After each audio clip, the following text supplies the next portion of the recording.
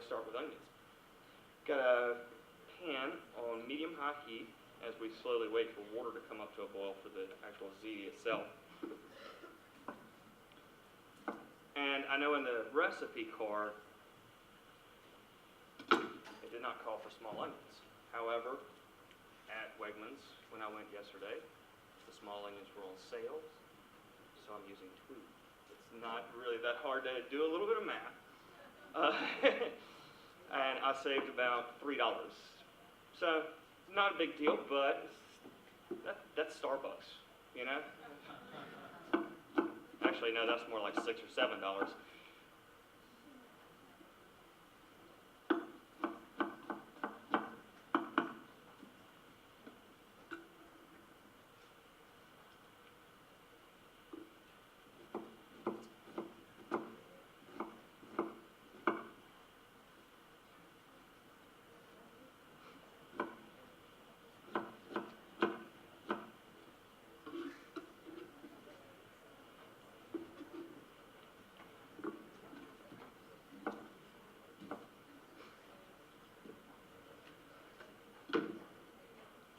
Anybody have any questions about ziti? Baked zitis.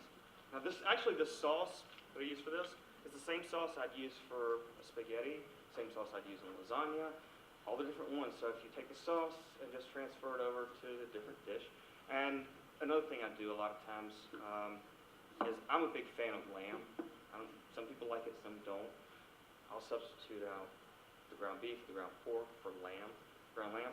And you could certainly do it with ground chicken and ground turkey as well, if you're looking to be a little bit healthier and leaner.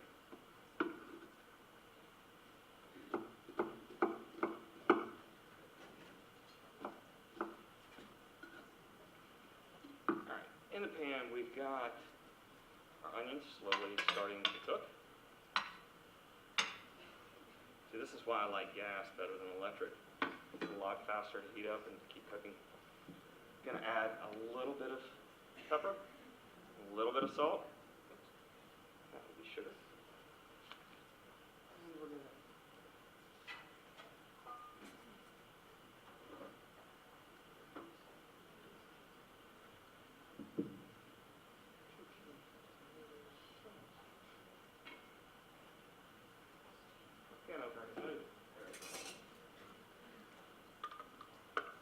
while that starts to sweat a little bit and saute a little bit, go ahead and open these cans up. It's actually an incredibly simple to make thing. Yeah, you can go buy a jar of whatever sauce, and some of them are actually pretty good. But this, you get fresh. It takes about 10 minutes to make. Then you pop it in the oven. Forget about it. So that we're going to add a little bit of garlic. And basil. I forgot to pull out.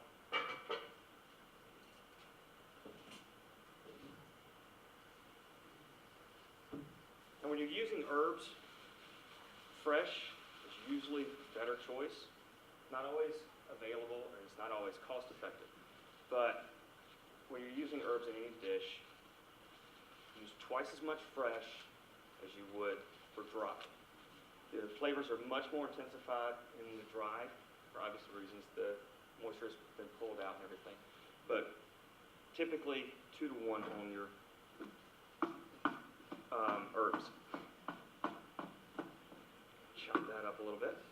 To that we're going to add diced tomatoes, sauce, and sugar.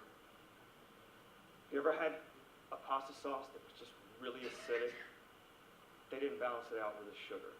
And every can of tomatoes has a different level of acidity, so you need to start out with a small amount, typically what I've got in the recipe there, and then add more. You can't take sugar out. You can always put more in. So to that, I'm going to add a little bit of sugar.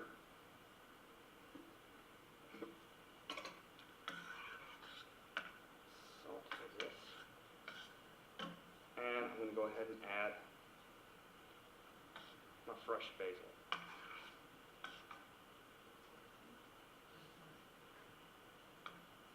Let Let that simmer for 10, 15 minutes or so. Brings all the flavors together. And definitely taste. See, that needs more sugar.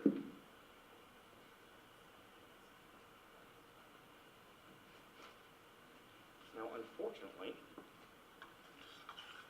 as live demonstrations go, we have water that's barely simmering. Not going to get pasta boil, but we can still make it look good.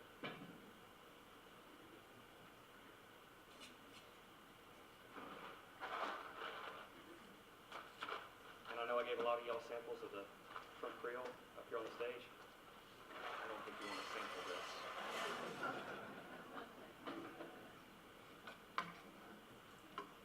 All you have to do is pour it over.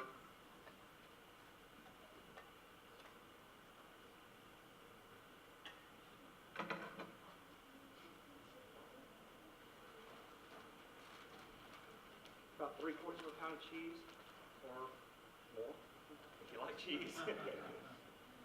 Place it in a 350-degree oven. It comes out of the oven. It depends on how hot, how quickly you put it in. A lot of times I'll make this the night before, the day before, stick it in the refrigerator overnight, let everything marry together, and then put it in the oven. So depending on if it's been refrigerated overnight, it may take a little bit longer in the oven to cook, but generally 350, you should be fine. Yes? If you're using the meat after browning, and then you bring the fat onto the meat? Depending on how lean a meat you're buying. If you're buying a real lean meat, then no, because that's really going to be enough to just kind of lubricate things a little bit better. So, but yeah, if you bought like an 80% or something, or 73%, oh, absolutely. Otherwise, you're going to have greasy heartburn for the next 2 days. Yeah. You would add cream to this. How much would you add? What's that? You would make this a little creamier. How would you do it? A little bit creamier. Same thing as before. A little bit of cream sauce in there.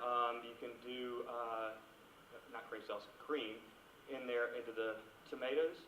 It'll blend it, mellow it down a little bit. Sort of like a Pomarosa type sauce, which Pomarosa is one of the sauces that I have in the book, which is basically the same foundation as tomatoes, creams, onion, garlic, that kind of thing. So, How much cream would you add? how much cream would I add to this recipe?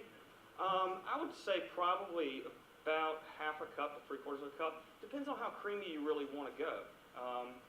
I'm kind of in the Paula Deen school of thought of you can't have too much butter, pork, and cream. Although Dom DeLuise once said, never trust a skinny chef. Go figure. I just got blessed with really good genes. Now, again, never have too much butter, cheese.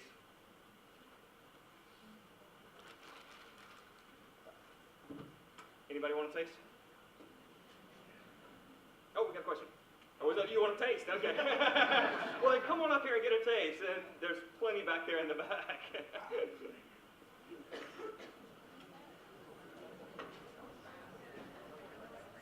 Now the water boils.